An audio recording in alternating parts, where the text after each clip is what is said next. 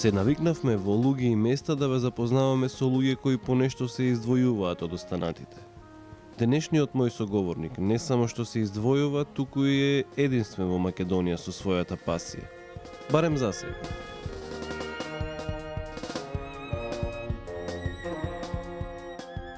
Сергеј Гегај од Скопје е влюбеник во велосипедите, но пред се во слободата која овозможува возењето велосипед. Од неодамна, стандардните велосипеди Сергеј ги замени со лежипед.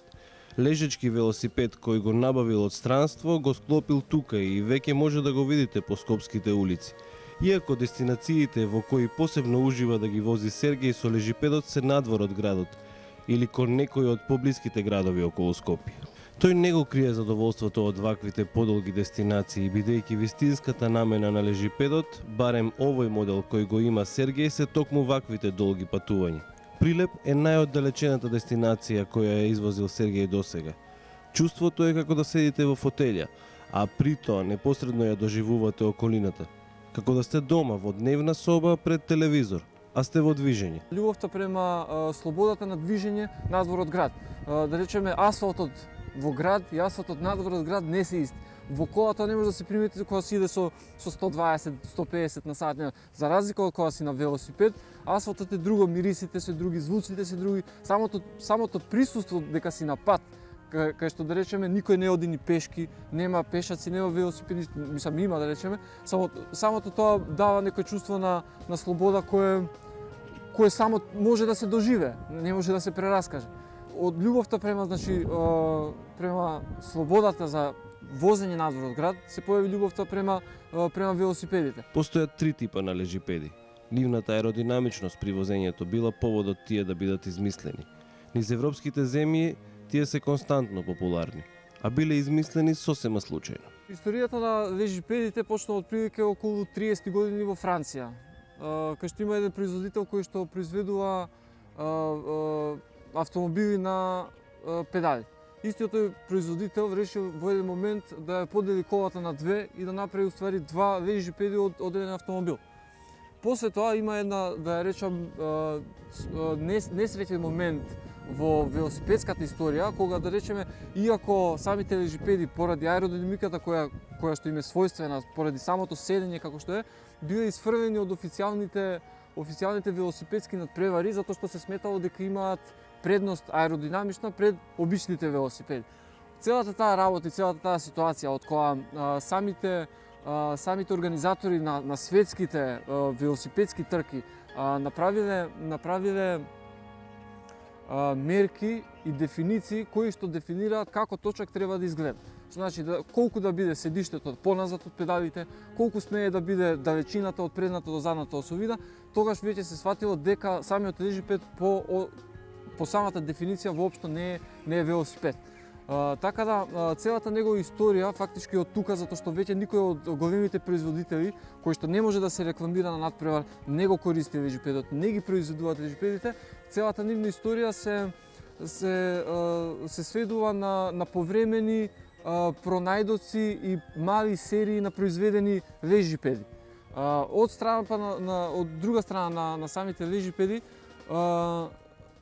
како да кажам, има три различни типови. Значи, секој од производителите, како што сметал дека така најдобро, значи нема една конкретна точна дефиниција како треба еден лежипед да изгледа, затоа што самата конструкција, да речеме, на поставеноста на предното тркало, таа може да биде и пред педалите, и зад педалите, и точно на средина кај што се педалите. За него временските услови не се пречка да вози велосипед. Потребата од удобност додека е на две тркала му го открила лежипедот. До подалечните дестинации со лежипед се стигнува многу полесно и со повеќе уживање. Сакав да возам, да речеме, повеќе од 10 сати на велосипед. Да речеме, 2010-та мислам дека бев со обичен велосипед, Скопје Охрид, тоа се значи 180 км, со кој ми требаше значи туристичко возење, да го наречам, не спортско и натоварен, ми треба околу 12-13 час. Значи тоа се со паузи со све. Значи тоа се некои ефективни 10 сати во седиште. После 10 сати на велосипедско седиште, да не почнам да бројам кои све делови од телото почнуваат да болат. Тоа е работа. И сега прво бев на идеја сам да си направам лежипед, од кога по интернет ги проверив значи сите тие позиции, како треба да ми биде, колку треба да ми биде високо седиштето, колку треба да ми биде на обичен велосипед, колку треба да ми биде. И веќе тоа спаѓаше во некоја наука која што не можеше да се постигне. Со самото тоа, со гледање на интернет се појави еден момент кај што се појавија во еден момент лежипеди на кои што тој проблем, значи со удобноста на возењето после 10 сати едноставно не представуваше никаков проблем. И веќе тогаш бев, да го речем, навлечен. И за тоа што бев навлечен, почнав да барам каден из Македонија, кој прво не може да се набави нигде. Побарав по соседните земји што се најблиску, да речеме, како соседи Србија, Бугарија, Грција и Албанија, не успеав да најдам ни една продавница. Веќе бев решен, дури почнав да собирам делови сам да си направам. Челични рамови кои што би можел со мала помош да се заварат и да си направам сам лежипед. И тогаш се појави една фирма во Унгарија која, да речеме, се понуди да ми продаде само рамка. Значи без тркала, без педали, за една цена која што веќе беше до некаде прифатлива, заедно со патните трошкови до кои што требаше да се донесе тука. Со моите познавања кои што ги имам со толку години што сум на велосипед, значи со самото поправање, штелување, кочници и такви работи, сватив дека можам сам да си го склопам. Договорот падна, од пошта стаса лежипедот, рамката, значи само тогаш имав прв пат во живо видено и сега ми е криво што кај нас што ги нема и уште немам видено друг лежипед во живо освен овој. Потребно е време за да се навикнете да возите лежипед. Пробав и јас и морам да признаам дека удобноста додека седите, тоест лежите на ваков велосипед, е многу поголема од обичните. За да го навикнете возењето, треба време. Првиот обид беше неуспешен, затоа што од кога беше склопен и од кога после, значи кога имаше тркала и кога имаше педали, тогаш тој период на навикнување, кој што да речеме како што го прочитав на интернет, за навикнување и веќе гледам дека е така, значи разликата од да се префрлиш од обичен велосипед на лежипед трае отприлike околу година дена, ама толку и од пешки да се префрлиш на обичен велосипед.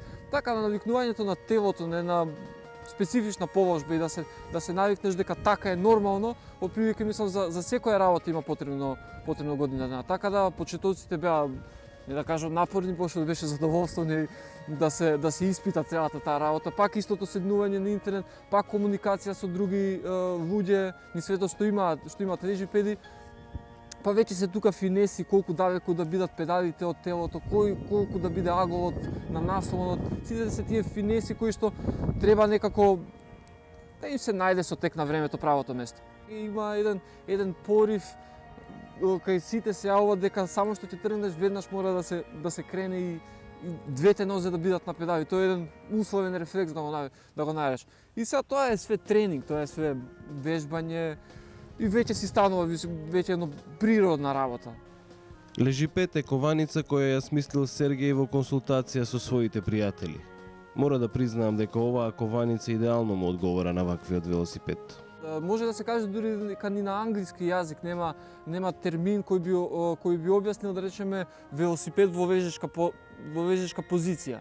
Така да, на нашиот јазик, сега да спомнам и со пругата дека ми се бави со јазици и такви работи, и уште со некои другари, размислувавме дека убаво би било еден таков, да го речам, производ, да се направи една кованица која што би го определила тоа, затоа што другите, да речеме, освен англискиот, ама да речеме германскиот, данскиот јазици имаат своји термини кои означуваат вежечки велосипед. Значи, и са името самото лежипед дојде по неколку, да речеме, различни, веќе не се сеќам, тоа беше прошла година, имаше различни размислувања како со лежипед некако сите се, кога се погледнавме, викаме тоа е правиот збор. Дури сме идеја, само не знаеме која институција со тоа се бави, да речеме да го пријавиме зборот како лежипед да влезе во официјалниот македонски речник. Сергеј ужива да го вози својот лежипед на подолги тури. Реакциите на луѓето кои ги среќава на овие патувања се пријатни и пред се позитивни. Импресиите од ваквите патувања ги споделува редовно на својот блог посветен на лежипедот. Комфорноста и низ град и да речеме надвор е таа, мислам сепак се чувствуваш како во фотелја. Сега работата е што самиот сообраќај во градот не дозволува да ти да се чувствуваш како во фотелја. Затоа е да речеме и знаменцето, мислам сепак видливоста му е до некаде нарушена затоа што е понизок од обичен велосипед кој што е самиот поисправен од другото. Од друга страна, самото возење по велосипедски патеки не е баш толку затоа што во случајов мојот модел е без амортизери, да речеме, без суспензија, што значи дека самото качување на тротоари и симнување од тротоар веќе директно удира во телото. Од друга страна, сепа јас лично не сакам да бидам учесник во сообраќај во делот што е за моторни возила. Затоа убаво би било да има велосипедски патеки.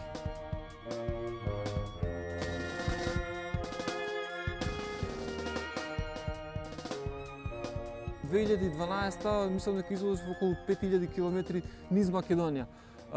Претежно релациите беа од Скопје оддалечени 100 км. Значи, како да кажам, физички се навежбав, да го речам, доволно да можам 100 км да извозам без проблем во еден ден. Што значи сега, ако возам 100 км во еден правец, значи се качувам на воз и повратниот дел, значи не сум преспал се уште негде, тоа планирам оваа година да биде.